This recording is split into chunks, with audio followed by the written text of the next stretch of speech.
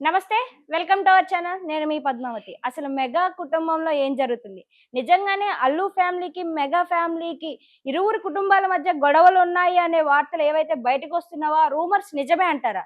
మరి అది నిజమే అయితే మరి ఎందుకని ఇంతకాలం మా కుటుంబాల మధ్య ఎటువంటి రూమర్స్ కూడా వస్తున్నవన్నీ కూడా నిజం కాదు. మేమెప్పుడు కలిసే ఉన్నాం. ఇంకా కలిసే ఉంటాము అననేసి ఇటు మెగా ఫ్యామిలీ కావచ్చు, అటు అల్లు ఫ్యామిలీ కావచ్చు చెప్పిన విషయాలన్నీ కూడా ఇప్పుడు అవన్నీ అబద్ధాలే అన్నట్టుగా రామ్ చరణ్ చేసిన ఆ అన్‌ఫాలో ఏదైతే ఉందో, అది ఇప్పుడు వాస్తవం అనిపిస్తుంది. మరి దీని గురించి పూర్తి వివరాలు ప్రొడ్యూసర్ నటికుమార్ గారున్నారు. మరి ఆయనతో మాట్లాడి తెలుసుకునే ప్రయత్నం చేద్దాం. అండ్ మీరు కూడా చూసేయండి. నమస్కారం సార్. నమస్తే అమ్మా.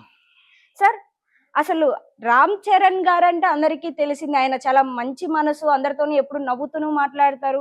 సాయం కోరొచ్చిన వారికి ఎప్పుడు కూడా కాదనేవారే కాదు. మరి అలాంటి 'రామ్ చరణ్' గారు అల్లు అర్జున్ గారిని ఎంత కాలం నుంచో ఫాలో వస్తున్న ఆ ఇన్‌స్టాలో ఏదైతే ఉందో అన్‌ఫాలో చేశారు. అది కూడా నిన్న. అసలు ఎందుకు చేశారంటారు? అంటే ఇంతవరకు మనకి రూమర్స్ వింటున్నాం. ఇరు కుటుంబాల మధ్యన గొడవలవుతున్నాయి కాబట్టి ఇరుగురికి మాటలు లేవు. ఓకే. ఈ వీళ్ళకున్న రెప్యుటేషన్స్ పడిపోకూడదు. మెగా ఫ్యామిలీస్‌లో అక్కడ మెగా ఫ్యాన్స్ కావచ్చు, ఇటు అల్లు ఫ్యాన్స్ కావచ్చు, గొడవలు ఇంకా ఎక్కువ అవ్వకుండా ఉండడం కోసం ఫంక్షన్స్‌లో కావచ్చు, ఎక్కడైనా కావచ్చు ఇరువురు కుటుంబాలు కలుసుకొని మాట్లాడుతున్నారు తప్పితే, అది వాస్తవం కాదు అనే రూమర్స్ అయితే ఎక్కువగానే ఉండేవి. బట్ ఇప్పుడు అది నిజమే అనేటట్టుగా 'రామ్ చరణ్' గారు చేసిన అన్‌ఫాలో అనేది ఇంకొంచెం దుమారం రేపుతుంది. మరి దీన్ని ఏ ఉద్దేశంగా చూడొచ్చు? ఇప్పుడు ఏదుంటుందంటే ఏవైనా అవ్వచ్చు. హ్మ్.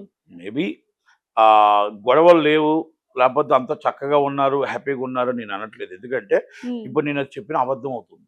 ఎందుకంటే ఏదో ఇష్యూ ఉంది. ఇద్దరు ఫ్యామిలీ అల్లు ఫ్యామిలీకి, మెగా ఫ్యామిలీకి చిన్న ఇష్యూస్ ఉన్నాయి. మీ కుటుంబంలో ఉండవా? హ్మ్. మా కుటుంబంలో ఉండవా? ఫ్యామిలీ ఇష్యూస్‌లో చిన్న చిన్నవి ఉంటాయి. పిల్లలు పెద్దవాళ్ళు అవుతున్నారు. పిల్లలు ఎదుగుతున్నారు. ఎవరి ఇండివిడ్యువాలిటీ వాళ్ళకుంటుంది. ఎవరి ఆలోచనలు వాళ్ళకుంటాయి. గ్లోబల్ స్టార్ అవుతున్నారు రామ్ చరణ్ గారు. అలాగే అల్లు అర్జున్ గారు వచ్చి నేషనల్ స్టార్ అయ్యారు. ఇప్పుడు ఇక్కడ అల్లు అరవింద్ గారు ఆత్మ ప్రత్యాత్మ, అల్లు అరవింద్ గారి సొంత మేనల్లుడు, మే చిరంజీవి గారి సొంత మేనల్లుడు, సురేఖ గారి మేనల్లుడు, ముద్దుల మేనల్లుడు, ఇవన్నీ వాళ్ళ ఫ్యామిలీ ఎప్పుడు కలిసే ఉన్నారు. హ్మ్. మెగా ఫ్యామిలీ అంటారు కానీ అల్లు ఫ్యామిలీని ఎప్పుడు అనలేదు. హ్మ్. మెగా ఫ్యామిలీ అంటే ఎప్పుడు కూడా ప్రతిసారి ఫంక్షన్స్ అందరూ కలిసి అక్కడే చేసుకున్నారు. అవును. అక్కడే ప్రోగ్రామ్ జరిగింది. ఓకే. ఈ పిల్లల విషయంలో చిన్న చిన్నవి ఉండొచ్చు. అగాధం ఉండొచ్చు.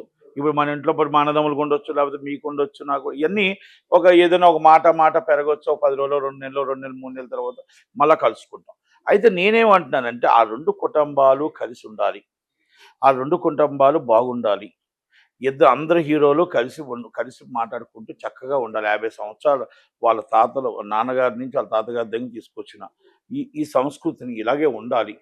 చిరంజీవి గారు చక్కగా హాయిగా నవ్వుతూ తెలుగు కలమ్మ తల్లి సేవలో, సినీ హ్మ్. తెలుగు కలమ్మ తల్లి సేవలో ఉండాలి అని మేము కోరుకుంటాం. ఆవిడిద్దరి మధ్యన అగాధం సృష్టించకండి అంటాం. ఎందుకంటే ఇప్పుడు ఆయనకి ఎంత బాధ అనిపించి ఏదో సంథింగ్ బాధ అనిపించి ఉండొచ్చు. ఆయన అన్‌ఫాలో చేసి ఉండొచ్చు. హ్మ్. అలాగే అల్లు అర్జున్ గారి విషయంలో మరి మన ఇప్పుడు బాగున్నారు అనుకుంటే, అల్లు అర్జున్ గారి అరెస్ట్ అప్పుడు ఖండించలేదు. హ్మ్. మాట్లాడలేదు. హ్మ్. అలాగే అల్లు అర్జున్ గారి సినిమా హిట్ అప్పుడు కూడా ఆయనేం అలాగే 'గేమ్ చేంజర్' రిలీజ్ అప్పుడు ఆయనేం సపోర్ట్ చేయలేదు. ఎందుకంటే కనబడుతున్నాయి. ఈ గ్యాప్స్ హ్మ్. కనబడుతున్నాయి. మన ఈ గ్యాప్స్ అన్నీ కూడా వాళ్ళ దాంట్లో చిన్న చిన్న గ్యాప్స్ ఉన్నాయి. ఆ హ్మ్. గ్యాప్స్‌ని ఫుల్‌ఫిల్ చేయాలి. మధ్యవర్తి లెవెల్‌లో కూడా అగాధం సృష్టించొద్దు. వాళ్ళకి ఇంకా కొంచెం అగ్గేయకుండా హ్మ్. దయచేసి ఆళ్ళిద్దరికీ ఎక్కువ గొడవ పెట్టకుండా, ఆ 2 కుటుంబాలు బాగునే విధంగా మంచిగా త్వరలోనే అన్నీ బాగుండి అందరూ బాగా చక్కగా ఉండాలని, ఈ హ్మ్. చిన్న చిన్న మిస్‌అండర్‌స్టాండింగ్స్ కూడా పోవాలని కోరుకుందాం. హ్మ్. సార్ ఎందుకంటే ఒక్క నాకు కుటుంబానికి దగ్గరగా ఉన్న వ్యక్తిగా 2 కుటుంబాలకి హ్మ్. నేనైతే అలాగే కోరుకుంటా. హ్మ్. 2 కుటుంబాలు బాగుండాలి. 2 కుటుంబాలు చక్కగా ఉండాలనే కోరుకుంటా. హ్మ్. 2 ఫ్యాన్స్‌కి కూడా నా విన్నపం ఏంటంటే, దయచేసి ఆ కుటుంబ విషయం. ఫ్యాన్స్ అనేది సినిమా కాదు. మీరు సినిమాగా హీరోగా 'రామ్ చరణ్' గారిని సినిమాకి మీరు ఎంత చేయాలో అంత చేయండి దయచేసి. హ్మ్. మీరు అలాగే 'అల్లు అర్జున్' గారి సినిమాకి ఎంత చేయాలో సినిమా దాకా చేయండి. ఇది 2 కుటుంబాలు.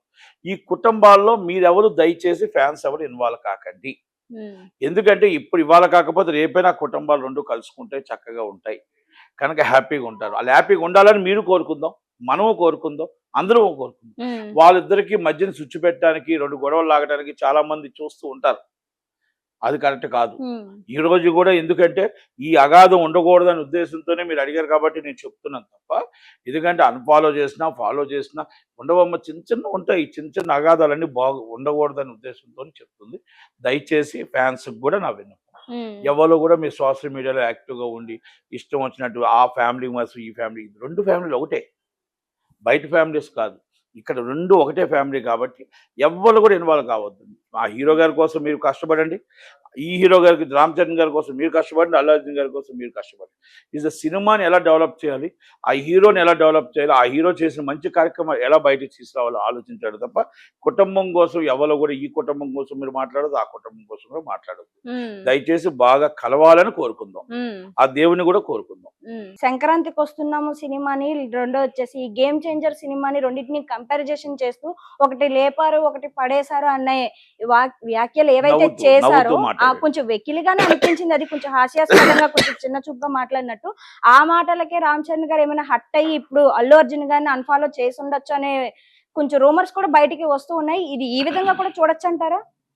అంటే ఒకటి ఉందమ్మా, ఇప్పుడు ఎలాగుంటుందంటే అలాగంటే అల్లు అరవింద్ గారిని అన్ఫాలో చేయాలి, మేనమావం చేయాలి, ఆయన ఇది చేస్తాడు అంటే దీనికోసం అల్లు అర్జున్ గారు కూడా ఏమాత్రం స్పందించలేదు. అది కూడా ఏంటంటే తప్పే.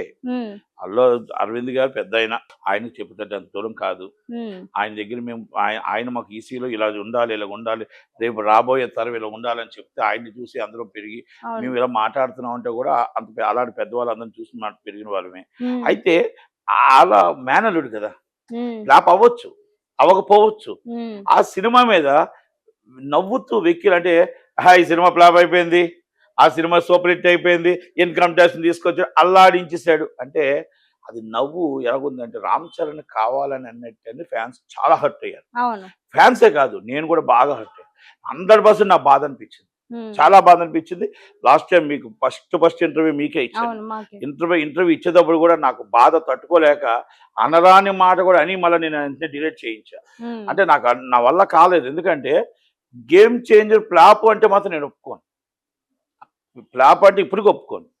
ఓకే, సబ్జెక్ట్ మంచి సినిమా, మంచి సబ్జెక్టు, ఒక తండ్రి క్యారెక్టర్ అద్భుతమైన క్యారెక్టరు, ఒక కొడుకు క్యారెక్టరు, అసలు సూపర్ సబ్జెక్టు. ఒక ఎలక్షన్ అంటే ఎలా ఉండాలి, ఒక చీఫ్ మినిస్టర్ అంటే ఎలా ఉండాలి, ఒక ఐఏఎస్ ఆఫీసర్ అంటే ఎలా ఉండాలి, ఒక ఐపీఎస్ ఆఫీసర్ అంటే ఎలా ఉండాలి.